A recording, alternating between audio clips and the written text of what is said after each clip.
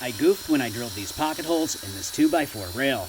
Hey there, Scott here with Saws on Skates. Today I'm going to show you how to get your yard tools organized with this easy to make yard tool rack. In the description box below, there's a link to download the free plan, including the complete material list, measurements, and step-by-step instructions.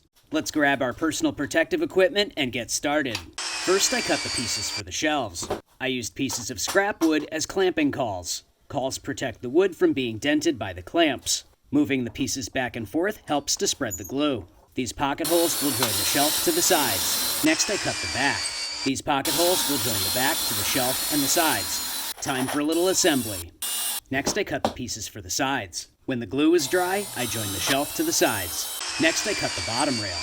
I goofed when I drilled these pocket holes in this 2x4 rail. A 2x4 is 1.5 inches thick.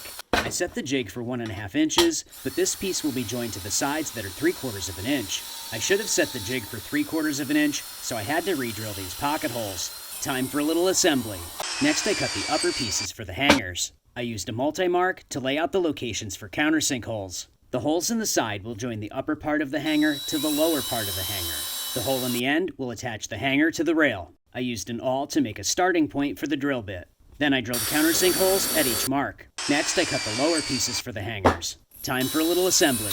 To fit the hanger to the tool, first I placed a scrap piece of 2x4 on my workbench. Then I placed a hanger on either side of the tool.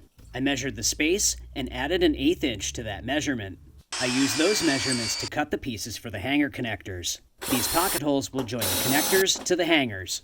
On the opposite side, I used a straight edge from corner to corner to find the center of the piece. This countersink hole will attach the connector to the rail. Time for a little assembly. Click subscribe now so you'll never miss one of my free plans. Skate down to the description box to get your free copy of this step-by-step plan. And stick around, another helpful DIY video is coming up.